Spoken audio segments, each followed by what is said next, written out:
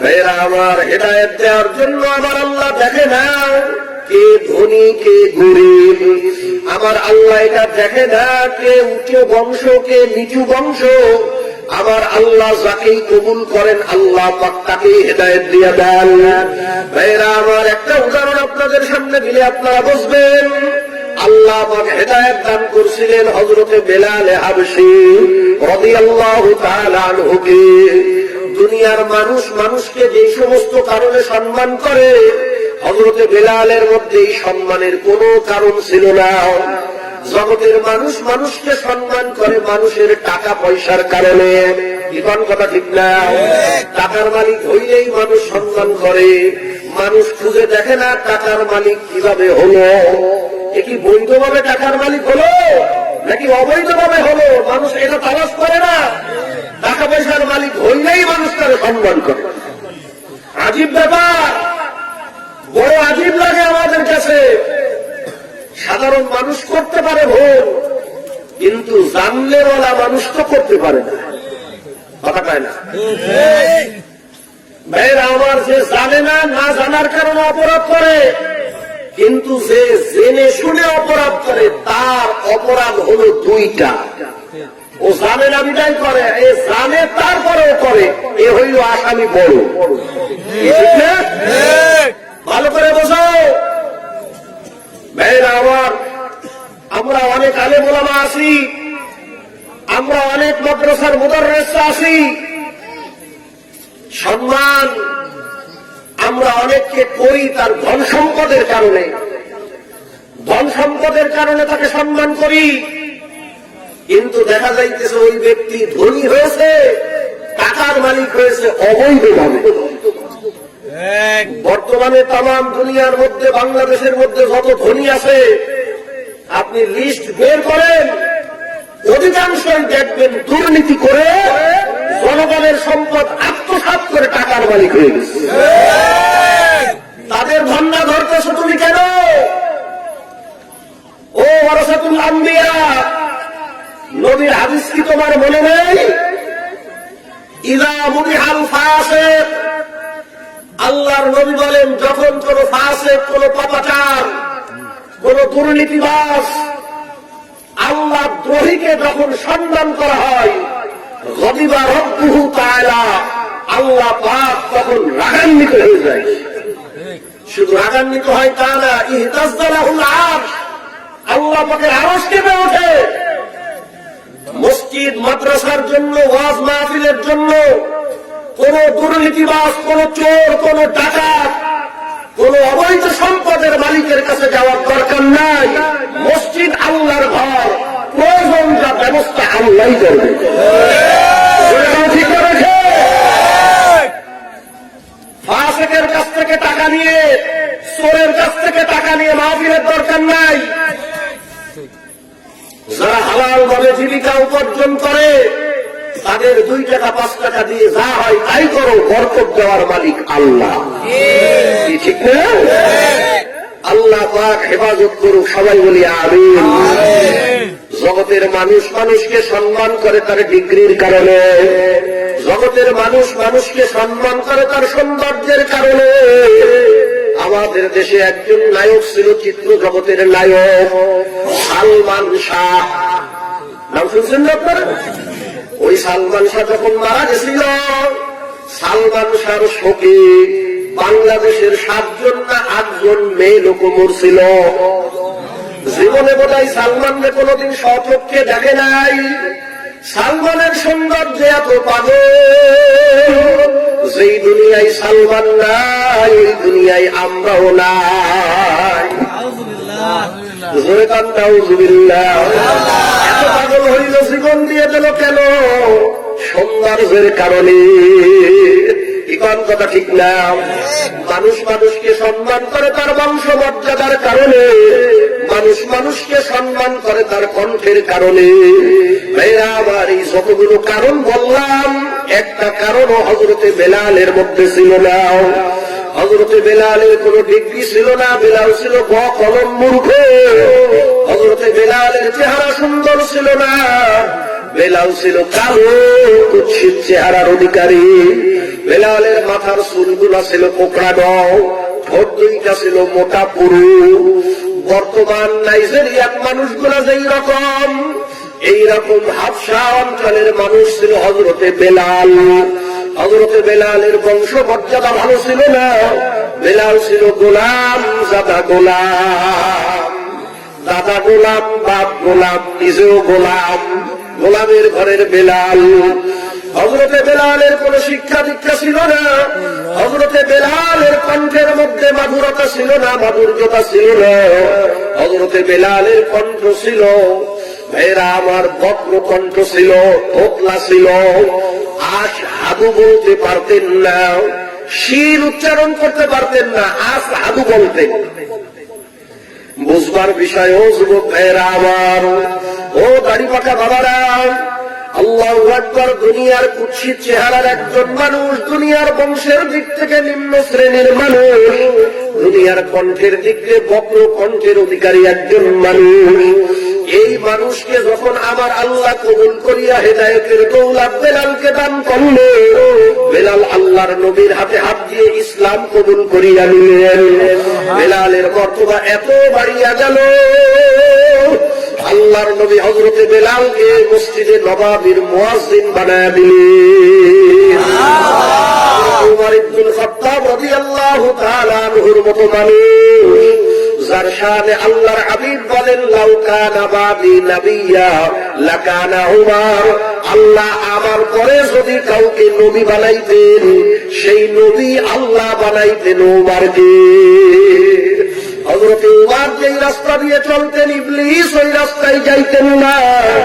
আল্লাহ হযরতে উমরের খেয়াল মোতাবেক আল্লাহ কোরআনের মধ্যে অনেক আয়াত নাযিল করেছেন। কত শান উমরের, কত মর্যাদা। এই উমর রাদিয়াল্লাহু তাআলা আনহু বেলাল যখন হেদায়েত প্রাপ্ত হয়ে যায়, বেলালকে হযরতে উমর শুধু বেলাল বলে ডাকে না, বলে সাইয়েদেনা বেলাল। আরে বেলাল তো হাবশার গোলাম নয়, বেলাল কালো নয়, বেলাল হইল আমি ওমরের নেতা বেলাল। মসজিদে নববীর মুয়াজ্জিন ভাই, চারটেখানি কথা নাও। যেই মসজিদের মধ্যে এক রাকাত নামাজ আদায় করলে আল্লাহ পাক আমলনামায় 50,000 রাকাতের সওয়াব দেন। যেই মসজিদের মধ্যে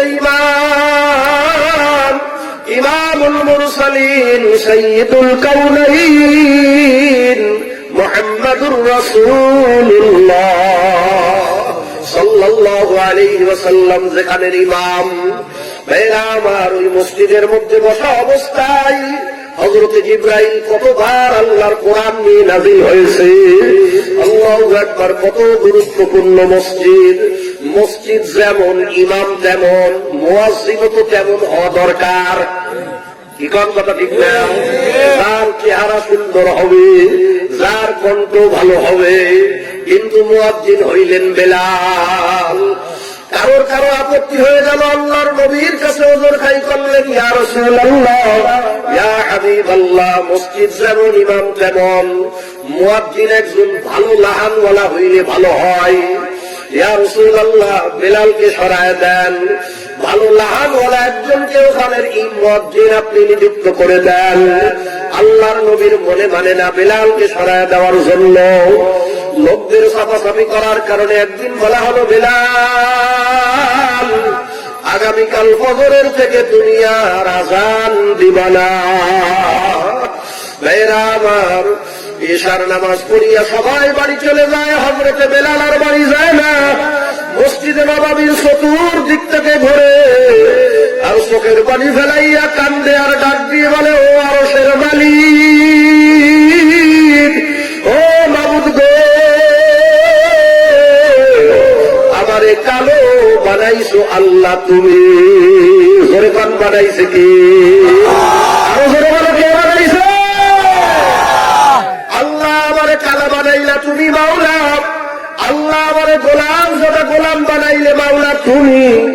আল্লাহ আমার জব্বার মধ্যে জড়তা কেন আসলো? জিব্বাই জড়তা ছিল না। ও মাবুদ রে, আমি মক্কায় উমাইয়ার গোলাম ছিলাম। ও তোমার হাবিবের হাতে হাত দিয়ে ইসলাম কবুল করার অপরাধে মক্কার বেঈমানের দলেরা, মক্কার মুশরিকের দলেরা আমার পরে এত নির্যাতন করত। আল্লাহ বাই রোটেশন পালাক করে আমার পরে নির্যাতন করত। আল্লাহ উত্তপ্ত মরুভূমির মধ্যে আমার গায়ের জামা কাপড় গুলা খুলিয়া আল্লাহ ওই বালুর পরে আমার শীত করিয়া শুয়াইয়া দিয়ে আমার বুকের পরে মনকে মন ওজনের পাথর চাপা দিত। আল্লাহ মক্কার জমিনের মধ্যে আমার চোখের পানি দেখার মতো কেউ ছিল না। আমি বেলাল সইতে পারতাম না। আরে ওরা আমারে মারত আর আমি চোখের পানি ফেলাইতাম আর বলতাম আহাদ আহাদ আহাদ। এ মক্কার মুশরিকের দলেরা, বেঈমানের দলেরা যত মারতে পারো মারো। আমি বেলাল ঘোষণা করলাম আমার আল্লাহ একজন। আমি যেই মাওলার পরে ঈমান আনছি ওই মাওলারে আমি ছাড়ব না। আল্লাহ বলে বাবুদ রে, পিটাইতে পিটাইতে হঠাৎ করিয়া একদিন লোহার শলাকা গরম করিয়া নিয়াও আমার জিহ্বার পরে সেকা দিয়া দিল। সেদিন থেকে জিহ্বার জড়তা চলিয়া আসলো। সব কিছু করলাম মাওলা তুমি, আর তোমার দিনের খেদমত থেকে মাহরুম হইলাম আমি। মেয়েরা আমার বান্দাই যখন চোখের পানি ফেলাইয়া মাওলার দরবারে কান্দে, আমার মাওলা বান্দার চোখের পানি দেখতে পারে না। কি বলেন, কথা ঠিক লাগেছে?